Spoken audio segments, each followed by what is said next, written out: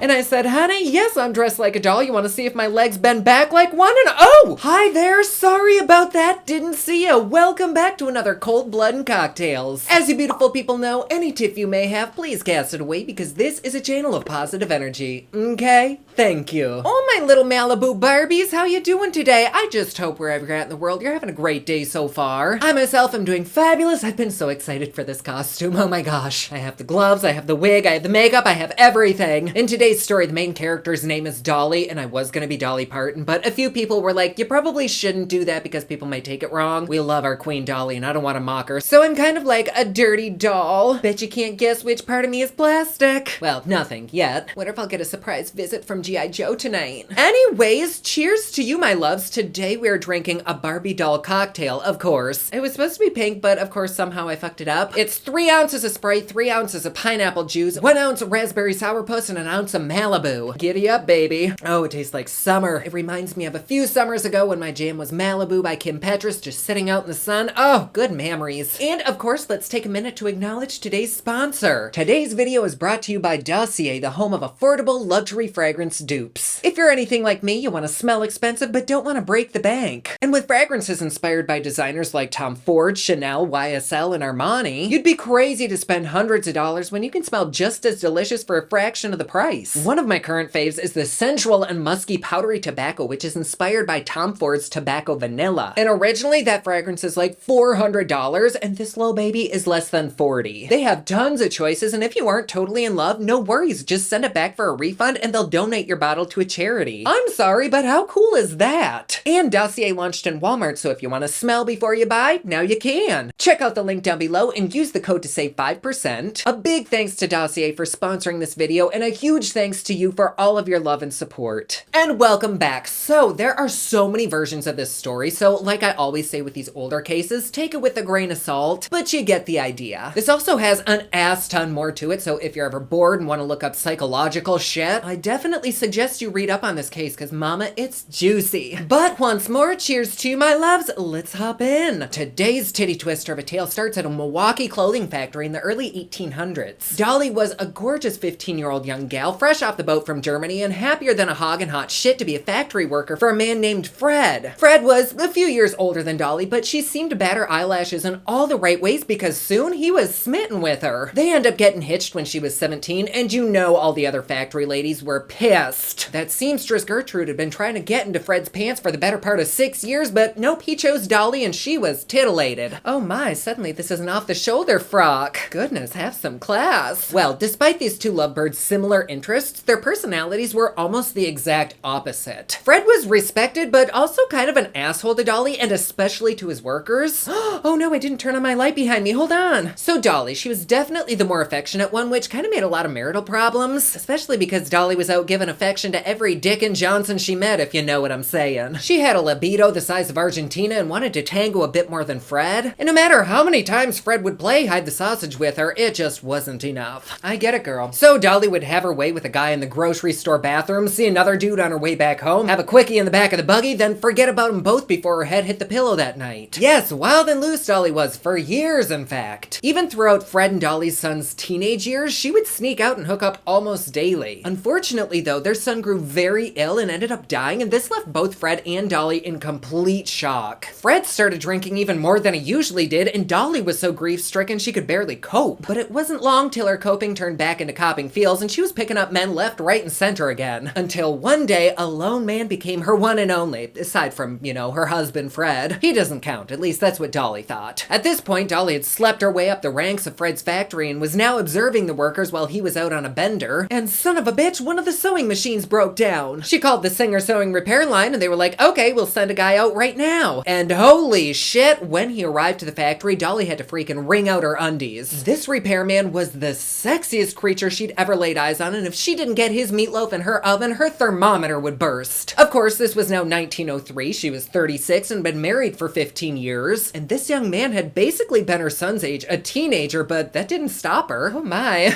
ooh. In fact, in between her lust, she seemed to feel a maternal instinct, which she kind of thought made things even hotter. Yes, honey, I could still get that. Well, this is just giving serious Norman and Norma Bates vibes, right? This kid's name was Otto. He was maybe 16 or 17, had blue eyes, blonde hair. He was stacked like a brick house, and damn, Dolly wanted to climb his chimney. Okay, yeah, that is definitely creepy, right? Can we get a suspicious shot for that? Like, he's literally half her age and a teenager. My goodness, it's like we're in Hollywood. Otto had been orphaned and then adopted, but he really didn't feel close to his adopted family. He just wanted a mother and craved a female's touch. Can we get a mommy issue shot? Because brace your titties for what's coming up, baby. Well, Otto fixes the machine and leaves, but Dolly can't stop thinking about his soft, boyish charm. That young teenage acne was just doing it for her. She gave it the weekend to let her kitty cool down, but by Monday, she couldn't take it anymore. She had to call Singer and see Otto again. And how perfect, too, because she'd accidentally dropped her home sewing machine from the second floor window just that morning. The company sends Otto over to her house to make the repair, and fortunately, Fred was down at the factory. She told Otto on the phone that when you get here, just walk right in. The machine is in the last room down the hall on the left. So he rings the doorbell, walks in, and heads down the hall. And there it was, the busted sewing machine across from the busty lady sitting on the bed who seemed to be only wearing a thin bathrobe. Could you make it any less obvious, Dolly? Shit. Oh man, did his rooster cluck at the sight of her sitting on those silky sheets? But he was handy and he was there for a job. Did that mean he was there for a hand job? He was like, nope, nope, nope, self-control. He tried his hardest to picture his great-grandma showering and got to work repairing the machine on the dresser. He didn't even mind that Dolly watched, but you know, it was the weirdest thing. Every time he looked back up at her, her robe seemed to have opened just an inch more. This embarrassed Otto probably just as much as it aroused him, which really twisted his buttons even harder. He looked up one more time and, well, now she's just sitting there with one titty out and he just loses his shit. They lunge at each other like monkeys fighting over a Twinkie and the passion begins. And it continues 8 times in one ecstasy-laden evening. 8 times, really? I don't think even as a teenager I could have. Well, I just hope they had Gatorade handy. He made her teapot boil so good that over the next 3 years, the pair's pillow talk continued in secret. Dolly would call in sick to Fred at the factory, and she and Otto would paint Dolly's bedroom white. Ew, huh. But count on the neighbors to stick their dick where it doesn't belong. Because Mildred next door approached Fred one day and said, "So, who's that young boy who's here every day?" And Fred's like, "The fuck you just say?" And he says, "Dolly, what the hell is Matador or Matilda or whatever her name is next door? What is she talking about?" And Dolly, who's quick on her back but even quicker on her feet, just laughed and said, "Oh, honey, don't worry about it. It's just a book salesman. He's been pestering me." I think she meant penetrating me, but who am I to split hairs? Fred was like, "Oh, okay." Dolly, whose uterus had jumped to her throat from fright, went straight to Otto's boarding room and was like, "Look here, you sexy little bitch. You can't be sliding in and out of my house anymore. No, that's not even a euphemism. How about you move out of this dump and into my attic?" Otto's like, "Fuck to the yes, I will." Not only did this mean he'd get his rocks off all day, every day with the magic muff MILF, he'd get free room and board, like hell yeah. He'd basically have to give up his entire life in the outside world, including his repairman job. But this totally worked out because his true passion was writing, and now he'd have plenty of time to do that. So she cleaned the top floor, got it all ready for him with a nice bed, a chamber pot, and an oil lamp. And while Fred was at work, Otto snuck his little buns in and made himself right at home. During the day, Otto would put on a sexy little maid outfit. He'd wash dishes, dust, cook, and basically act as a sex slave / housekeeper. If Fred was out of the house, Otto was free to diddle Dolly or roam the home as he pleased. Of course, Dolly did still have a role at Fred's company, but she'd turn to him and be like, "I'm sick," and he'd say, "Well, take the day off, damn." And she would do this frequently enough to be able to build a pretty strong relationship with Otto. But not everything was perfect. After all, Otto was living secretly above Fred and Dolly's bedroom, so he couldn't even move while they were sleeping. This also meant he'd hear Dolly and her husband do the freak nasty a few times a week, and man, did that put him into a jealous rage. Or maybe that gave him a jealous rage, or I'm not sure. The facts are a little bit misty. But Dolly knew that Otto was just right there, so while Fred would be putting some moan in his mayonnaise, Dolly would be like, "Shh, you don't want anyone to hear." Fred's like, "Who the hell would hear us?" And Dolly's like, "Well, you never know.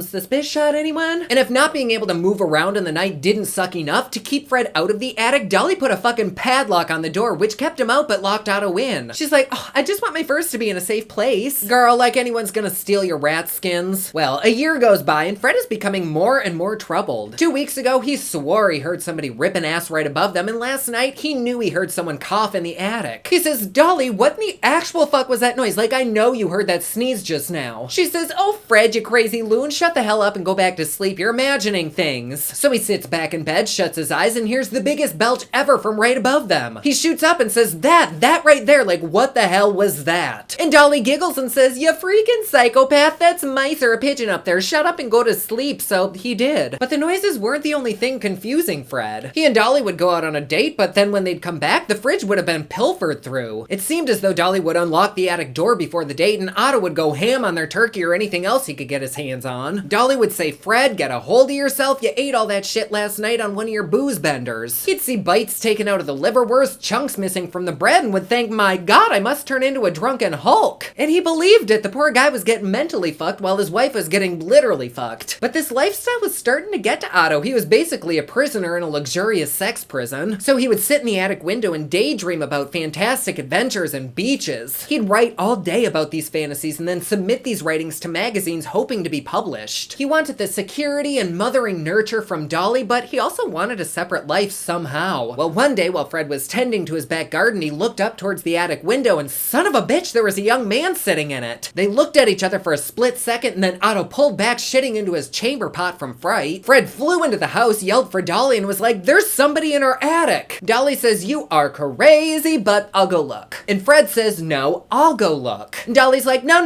I'll look. You're overworked, you drink too much, you're tired, now your ass is seeing things." Fred pulls back yet again and says, "Yeah, you're right, maybe I should see a doctor," which he did, and they prescribed him fucking horse tranquilizers. And I'm sure Dolly was just giddy with glee over this. All she had to do was pop one of those tranks in Fred's pea soup, and she and Otto could go to Shagville. 1910 slowly creeps along, and by now Fred and Dolly are wanting a new house. But top on their must-have list isn't a gourmet kitchen or butler's pantry. No, they must have an ample attic. After all, Dolly has to store her furs. They find a house, and of course Otto secretly moves in with them, and lucky for him, he's not above Dolly's bedroom anymore. Things were literally looking up for Otto and Dolly too, like their affair was going strong for 7 years, but Fred was kind of going downhill fast. The marriage was falling apart. He was always drinking, depressed, combative, or just rude. And in Dolly's mind, there really wasn't any way that she could leave. She'd be left with nothing, and there was no way that they could live off Otto's writing alone. Otto at this point was 24 and in his sexual prime, so he was frying Dolly's bacon multiple times a day, and they were in love. Well, one night, Dolly and Fred were trying to rekindle their embers, and they were having a little date, and of course got into a heated argument at the restaurant. Fred stormed out, leaving Dolly behind, and headed straight home and went right into the kitchen. Well, what in the cinnamon snorting bullshit is this? There was a young man in his kitchen eating his rack of barbecue ribs. Otto freezes, and so does Fred, and they're both like, "What in the hell are you doing here?" Otto's like, "I'm just hungry," and Fred's like, "You've been the one breaking in and eating all my meat. Get the fuck out." Well, little did Fred know that his wife had in fact been eating Otto's meat. After threatening to kill him and make slippers out of his ass cheeks, Fred kicks him out into the street, still with no idea that the man lived right above him. Clearly, this wasn't gonna work out for Otto and Dolly anymore, so they were like, "What should we do?" Otto says, "Well, we could move to LA so I could take my writing career even farther." So Dolly starts putting a bug in Fred's ear that California is the place they ought to be. So they packed up their bags and literally moved to Beverly Hills, that is. The married couple found a very nice hotel to stay at, while of course Otto had to stay at the shitty motel down the street. And this worked out splendidly because nobody in LA knew of them. So at any point during the day, Dolly could sneak off with Otto, hold hands in public, kiss on the sidewalk, get finger blasted in the pasta aisle at the corner store, literally anything they wanted. Till finally, Dolly found a big ass house with a ginormous attic. Soon though, Otto kind of grew tired of LA, but Fred, oh shit, he was thriving. He was reborn from the sunshine. But nonetheless, Fred was still kind of an asshole, and Dolly was madly in love with Otto, and the feeling was mutual. The roaring 20s come along, and one night, Fred and Dolly come back home and are arguing like a scene from The Real Housewives. They're screaming so damn loud, Otto can hear them all the way up in the attic, and suddenly heard both of them yell, followed by a thud. He's thinking, shit, that bastard hit my gal! So he grabs his 2 little handguns and rushes downstairs expecting to see Dolly knocked out cold. Turns out Fred had just slipped over one of their new throw rugs, but now the jig was up. Once again, Otto and Fred were standing face to face, and Fred's like, "You're the dude that was eating my barbecue ribs." And then it dawned on Fred, this is why his wife was always calling in sick, yet was still so damn happy all the time. She was getting her super soaker squirted by a man a quarter of his age. And it must be serious too if this guy was now in LA along with them. Everything suddenly made sense to Fred, and so he lunged furiously at Otto to grab his guns. They scramble around on the floor, Fred with his hands wrapped around Otto's neck. And before Dolly could pull them apart, Otto panicked and shot 3 rounds into Fred. He immediately died, and Dolly and Otto started to freak the fuck out. Dolly's thinking, how could this happen? And Otto's thinking, how can we cover this up? Otto says, you know what? I've got it. Let's fake a burglary. This was a moment he'd been writing about for years. It was his time to shine. Unfortunately, though, in all the wrong ways. He's like, I'll lock you in the closet, take Fred's diamond watch off his wrist, make a bit of a mess, and then hide upstairs. So they do just that, which is perfect because a neighbor had heard the gunshots and called the police. The cops break in the front door, find the closet key thrown on the floor, let her out, and then take her in for questioning. But instantly, the cops kind of become suspicious of her. despite the fact that she was bawling on the floor screaming out Fred's name. And they ask her, did you and your husbando ever fight? This bitch, she dead ass says, no, never. The cops say, never? And Dolly's like, no, never. Well, we all know that no marriage is perfect. Everyone fights sometimes, so this looks hella suspicious. But the cops also noticed that at the crime scene, the only thing that was missing was Fred's diamond watch, not the wallet full of cash that was in his back pocket or the jewels on Dolly's dresser. So like extra suspicious, ooh, we are gonna be crawling out of here tonight. But Dolly wasn't budging an inch with what she was saying. She was in a happy marriage. The burglar came in, locked her in the closet, shot Fred, and left. Cops didn't believe it, but they couldn't prove anything otherwise. Well, then the crime lab report came back saying the gun that killed Fred was just an itty-bitty purse gun, not really something a burglar would use. More like something a lady like Dolly would carry in her clutch for protection, but didn't matter because they couldn't find a gun anywhere. And if Dolly had done it, how would she locked herself in the closet and then tossed the key several feet from the door? So with no real reason to keep Dolly at the station, they just let her go to continue their investigating. Well, then it came time to settle up Fred's estate and finances, and one of the lawyers was accepting her flirtatious come-ons. She even gave him a beautiful diamond-studded watch, which he immediately recognized, but she was like, oh, I ended up finding it by the lilies in the front yard. How about that? The burglar must have dropped it there. What a lucky girl I am, tee-hee. Lucky except my husband being dead, of course, I guess. And then a buddy of hers found out about Fred's death, and Dolly was like, I didn't do it, I promise, but if the cops see these little tiny guns, they'll pin the murder on me. And the friend was like, do you want me to dispose of them? And she's like, hell yeah, I'll even throw in a blowy. Somehow the investigator on Dolly's case learned about the diamond watch her lawyer was now wearing, but when Dolly was questioned about it, it was just the weirdest thing. She couldn't remember ever having seen it in her life. Imagine that, selective amnesia? Suspicious? Not to worry though, because the investigator skipped his little ass over to Milwaukee where Fred had purchased the watch. He got the receipt and serial number which matched perfectly with the watch on the lawyer's wrist. Dolly's like, whoopsies, maybe it was mine. She's brought into jail and the media has a field day. Her buddy ends up reading about her arrest and immediately goes to the police to tell them about the guns Dolly had given him. But he's like, I threw him in the tar pit, sorry.